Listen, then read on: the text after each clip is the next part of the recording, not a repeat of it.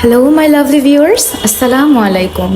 This is Nishu, and welcome back to my another new vlog. কেমন আছেন আপনারা সবাই? আশা করছি আল্লাহর অশেষ মেহেরবানিতে আপনারা সবাই ভালো আছেন। আমরাও আলহামদুলিল্লাহ অনেক ভালো আছি। তো আজকের ব্লগটা শুরু করলাম একটা ছুটির দিনে।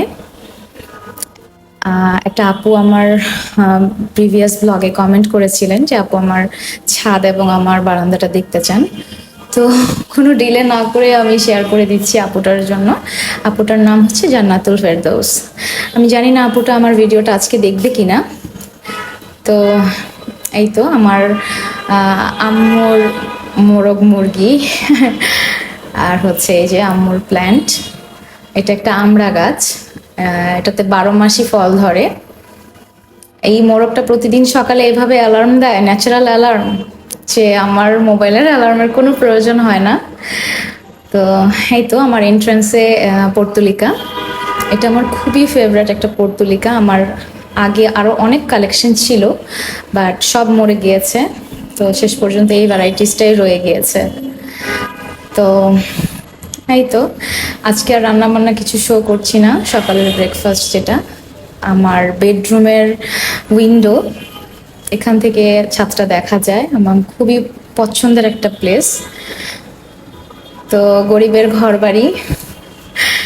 তো আমি আসলে আমার ঘর একদম গুছিয়ে রাখতে পারি না, এই যে আমার বাবাটার জন্য। এবং সে নিজের মতো করে সবকিছু মানে অগোছালো করতে খুব পছন্দ করে। আমি ঘর গুছাচ্ছিলাম, তো ভাবলাম যে ছোট একটা ক্লিপ এখান থেকে নিয়ে নিই। তো এই যে আমি কিন্তু ভালোই অর্গানাইজ করেছিলাম, বাট ও আবার সব এলোমেলো করে দিয়েছে। তো এই জন্য হয় কি, আমার ঘর বাড়ি বেশিরভাগ সময় অগোছালো থাকে। আর এই তো বিছানাটা একটু ঠিক করে নিচ্ছি। এটা কিন্তু ঠিক করাই ছিল, হ্যাঁ। আমি যেহেতু ভেবেছিলাম একটু ভিডিও ক্লিপ নিব, তো এই জন্য কিন্তু আমি গুছিয়ে রেখেছিলাম। বাট ও সব এলোমেলো করে দেওয়াতে আমাকে আবার একটু গুছাতে হচ্ছে। তো ভাবলাম যেটা আছে সেভাবেই আমি একটু শেয়ার করি। তো এই তো আমি এদিক দিয়ে গুছিয়েছি, সে কিন্তু পিছনে আবার অগোছালো করে রেখেছে। আমি একটু দেখিয়ে দিচ্ছি সে কি কি করেছে। এই যে এ পাশে আমার হচ্ছে আপনার ড্রেসিং টেবিলটা, এটার উপর একটা র্যাকসিন ছিল, এটাকে নামিয়ে দিয়েছে। ওইখানে উঠে সে তার খেলনাটা ঝুলিয়েছে এবং পুরো মিররটাকে সে কারুকার্য করেছে। তো এরকম কারুকার্য সে সবসময় করে।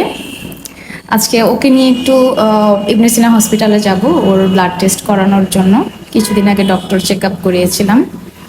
তো এই তো বারান্দার কাপড়গুলো একটু ভাঁজ করে নিচ্ছি, এগুলো গুছিয়ে রেখে আমরা হচ্ছে ওকে নিয়ে বের হব। আমার বন্ধ থাকলেও আমার মেয়ের মাদ্রাসা কিন্তু ওপেন ছিল, যেহেতু বৌদ্ধ পূর্ণিমার ছুটি ছিল। ওর মাদ্রাসা থেকে এই ছুটিটা দেয়নি। তো এই তো আমরা ব্রেকফাস্ট করে বের হয়ে গিয়েছি ওকে নিয়ে ওর blood test and X ray করানোর জন্য। তো ভেবেছিলাম হচ্ছে ওর এক্স রেটা খুব ইজিলি করে ফেলতে পারবো, কোনো কষ্ট হবে না, এটা ওর জন্য ইজি হবে। আর ব্লাড টেস্ট করা নিয়ে আমি এবং আমার হাজব্যান্ড দুইজনই ওয়ারিড ছিলাম, যেহেতু আমরা দুজনই ইঞ্জেকশন এগুলো ভয় পাই। তো আমার বাচ্চাকে এখানে একটা মজার ঘটনা শেয়ার করছি। এই যে দেখুন, ওকে নামানোর পর ও এমন একটা দৌড় দিয়েছে। ও সবসময় এরকম করে, যখনই কোথাও আমরা যাই ওকে প্রথম কোল থেকে নামানোর পর এরকম একটা স্পিড আপ দৌড় দিবে, যেটা কিনা আমরা চেস করতে পারি না ওকে। তো এই যে তার ব্লাড নেওয়ার পর সে কিছুতেই এটা রাখবে না। আমি অনেকক্ষণ ট্রাই করছি, তো শেষমেশ আশা ছেড়ে দিয়ে একটু শ্যুট করলাম, দেখি তুই কি করিস। তো এই যে সে ফাইনালি সাকসেসফুল হয় এবং তার মা ফেল টু। তো সেটা ফেলে আবার একটা দৌড়, মানে সে সারাক্ষণই দৌড়াচ্ছিল, তাকে মানে হ্যান্ডেল করা একটু ডিফিকাল্ট হয়ে গিয়েছিল। তো শেষ পর্যন্ত কিন্তু তার এক্স রেটা আমরা আর করতে পারিনি, শুধু ব্লাড টেস্টের স্যাম্পল দিয়ে চলে এসেছি। আর এক্স রের জন্য যেটা করা হয়েছিল পরে ওই মানে যে ব্যালেন্সটা ডিপোজিট করা হয়েছিল সেটাকে আবার রিফান্ড করতে হয়েছে।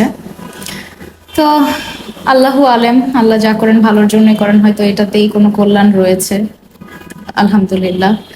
তো বাসায় রিটার্ন করার পর ভাবলাম আর একটু ক্যাপচার করে নেই। এগুলো আসলে আই সুদিং। তো চোখের প্রশান্তিদায়ক আমার কাছে মনে হয়। আমি কিন্তু খুব এনজয় করি আমার বাসার ভিউ। জানি না কার কাছে কেমন লাগছে। তো বাসায় এসেই কিন্তু আমাকে এই যে ঘরকন্নার কাজ করতে হয়েছে সবকিছু। আজকে এই ছুটির দিনটা আমি ভেবেছিলাম একটু স্পেশালভাবে রান্নাবান্না করব, যেহেতু আমি ছুটির দিনগুলোতে একটু মানে বাসায় একটু স্পেশাল করে রান্নাবান্না করি। বাট যেহেতু ওখানে বাইরে যেতে হয়েছে এই প্রচণ্ড গরমে, সো বাসায় আসার পর আর ওইভাবে এনার্জি পাইনি, ভালো লাগেনি। তো এই তো সাধারণ ডিম সিদ্ধ করে নিয়েছি, ভুনা করব, ঢেঁড়স ভাজি করব। পেঁয়াজ আমার হেল্পিং হ্যান্ড সকালে আমি তাকে দিয়ে কুটিয়ে রেখেছি, কারণ আমি সকাল সকালই রান্না করতে চেয়েছিলাম। তো এই পাশে যেহেতু আমার আগে প্ল্যান ছিল অন্যরকম, তো পরবর্তীতে যেহেতু প্ল্যান চেঞ্জ করেছি, আমার যেহেতু ডিম সিদ্ধ করেছি ভুনা করব, এই জন্য এটার সাথে আমি আলু আর টমেটো দিয়ে ঝোল করব। এই তো, আর ডাল রান্না করব চাল কুমড়া দিয়ে, এই জন্য সেই প্রিপারেশনই করছি। তো প্রতিদিনের মতো আমি এই পর্যায়ে বলবো যে আমার ভিডিওটি যদি ভালো লেগে থাকে অবশ্যই আমার ভিডিওটিতে একটি লাইক করবেন এবং আমার চ্যানেলটি সাবস্ক্রাইব করে আমার পাশেই থাকবেন। আর যদি আপনি এই কাজটি অলরেডি করে থাকেন তাহলে আপনাকে অসংখ্য ধন্যবাদ।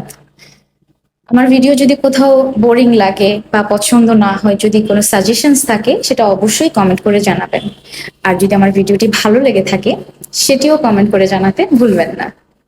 তো এই তো আমি আলুটা পিলার দিয়ে ছিলে নিয়েছি, আর এখন এই তো চাল কুমড়াটাকে আমি কেটে নিচ্ছি। এটা দিয়ে হচ্ছে আমি ডাল দিয়ে রান্না করব।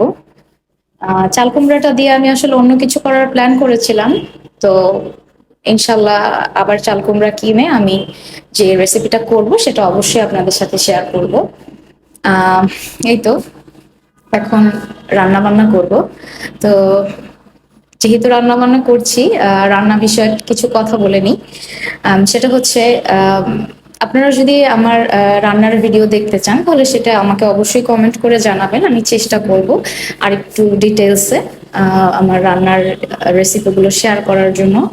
আমি যেগুলো শেয়ার করি এগুলো কিন্তু আসলে খুবই কমন, আমরা রেগুলার যেভাবে আর কি রান্না করে বাসায় সার্ভ করি, আমরা সবাই কিন্তু যার যার নিজস্ব স্টাইলে রান্না করি, তাই না? আমরা একই মশলা, একই ইনগ্রিডিয়েন্ট, অনেক সময় একই কিচেন হয়, বাট হচ্ছে রাঁধুনিটা ডিফারেন্ট হওয়ার কারণে কিন্তু রান্নাটা পুরোটাই অন্যরকম হয়। তো এই একই রান্না আমি রান্না করলে একরকম হয়, আমার মা রান্না করলে একরকম হয়।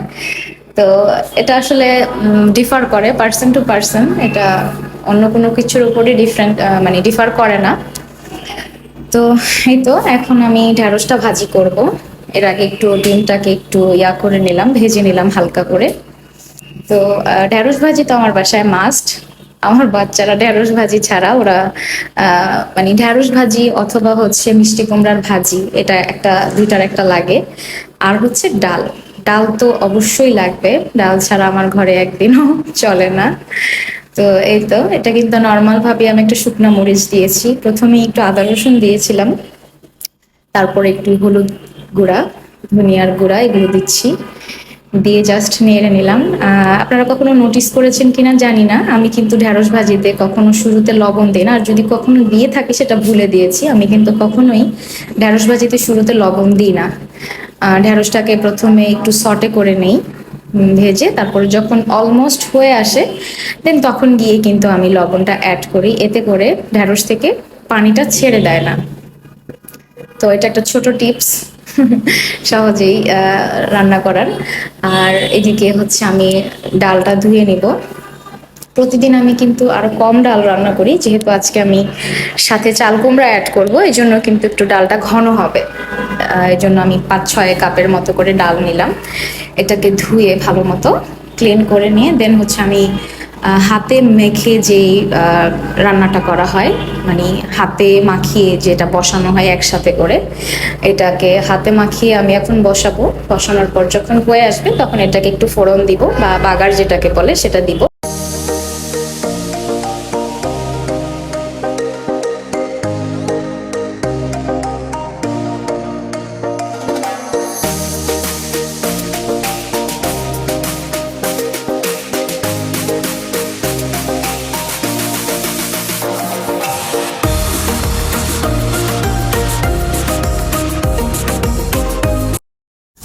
তো এই তো সমস্ত মশলা তেল একসাথে অ্যাড করার পর এটাকে ভালো মতো হাত দিয়ে কচলে কচলে আমি মাখিয়ে নিব সমস্তটা। তারপরে এই যে এখন চাল কুমড়াটাও দিয়ে দিলাম, চাল কুমড়াটা দিয়ে সুন্দর মতো এটা মাখিয়ে নিব। তো মাখানো কোনো তরকারি তেমন একটা আমার ভালো হয় না, শুধু এই ডালটা ছাড়া। আমার মায়ের হাতের যে হাতে মাখানো মাছ, এটা এত টেস্টি হয়, এটা আমি বলে বোঝাতে পারবো না। আম্মুর রেসিপিটা আমি ফলো করি, কিন্তু আম্মুর মতো হয় না কখনো। তো আসলে প্রত্যেকটা মানুষের রান্না আলাদা হয়, যেটা আগেও কিছুক্ষণ আগে বলছিলাম। তো এই যে এখন একটু তেজপাতা দিয়ে দিচ্ছি, আর একটা চাল কুমড়ার টুকরা পড়ে গিয়েছিল, এটাকে আবার ধুয়ে আমি দিয়ে দিলাম। তো গত একটা ব্লগে আমি দেখিয়েছিলাম কিচেন অর্গানাইজার। তো এই যে কিচেন অর্গানাইজারটাকে আমি এখানে সেট করে নিয়েছি। আর এই যে ঢ্যাঁড়স ভাজিটা হয়ে গিয়েছে, এটাকে এখন আমি সার্ভিং বোলে ঢেলে নিলাম। তো এই এই যে আমি কিচেন অর্গানাইজারটা দেখালাম, এইরকম আমি এর আগেও কিনেছি। এগুলো আসলে মানে খুব ভালো হলেই মনে হয় ভালো পড়ে, কারণ হচ্ছে যে অ্যাডহেসিভ যে স্টিকারটা, গ্লুটা থাকে, ওটা বেশি একটা ভালো থাকে না। দেখা যায় সেট করার পর, ঠিকঠাক মতো সেট করার পর ওটা আর কি স্টিক হয়ে থাকে না, পড়ে যায়। এরকম একবার অ্যাক্সিডেন্টও হয়েছিল আমার।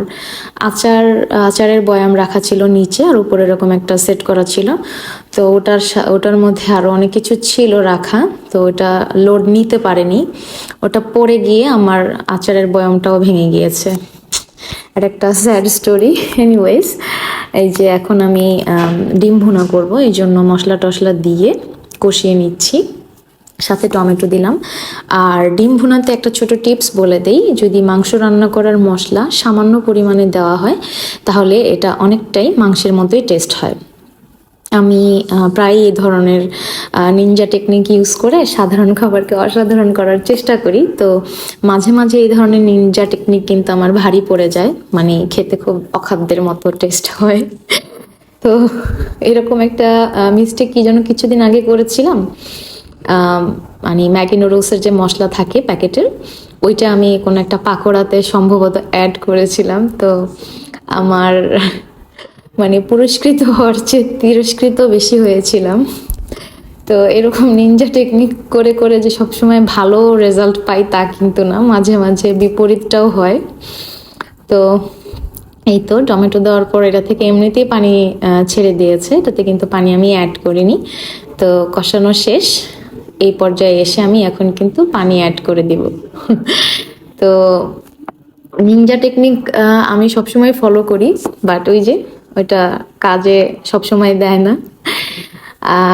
এই তো আমার এদিকে কিন্তু চাল কুমড়ার ডালটা হয়ে গেছে, এটা একটু আমি ডাল ঘুটনি দিয়ে সামান্য ঘেটে নিলাম। আর এটা এখন আমি এটাতে ফোড়ন দিব। এই তো তেলের মধ্যে আমি শুকনো মরিচটা আগে দিলাম, দিয়ে এবার হচ্ছে রসুন আর পেঁয়াজ কুচিটা দিব। আর আমার বাসায় আমি অবশ্যই একটু জিরা দেই, এটার মধ্যে একটু যেটাকে মৌরি বলে, মৌরি জিরার মতোই অনেকটা, ওইটাও আমি দেই, বাট আমার কাছে এই মুহূর্তে নেই, তো আমি দিতে পারলাম না। যেহেতু জিরাটা আছে, জিরাটাই দিলাম। এই তো এই যে দেখেন, এটা এখন পুরো ট্রান্সপারেন্ট হয়ে গিয়েছে, আমার কাছে খুবই ভালো লাগে। আর আমার এই ডালটা খুব ভালো হয় রান্না করাটা, এটাতে মশলাটা একটু কম থাকে, এবং কম না দিলে কিন্তু খেতে ভালোও লাগে না সেইভাবে। তো এই তো ফোড়নটা দেওয়ার পর একটু নেড়ে ঢেকে দিলাম। আর এই পাশ দিয়ে আমার ডিমের যে কারিটা, ওইটার মধ্যে এখন আমি ডিমটা ছেড়ে দিচ্ছি, এটা এখন ঢেকে দিব। এটা হয়ে গেলে আমার রান্নার পর্ব আজকের মতো এখানেই শেষ। তো আজকের ভিডিওটা এই পর্যন্তই। আমার বেডরুমে একটা লাইট লাগিয়েছি, এটা একটু আপনাদের সাথে শেয়ার করছি। এটা আমার মেয়ের রিকোয়েস্ট ছিল যেন আমি এটা একটু ভিডিও করি। তো সবাই ভালো থাকবেন, আজকের মতো এই পর্যন্তই। আল্লাহ হাফিজ, আসসালামু আলাইকুম।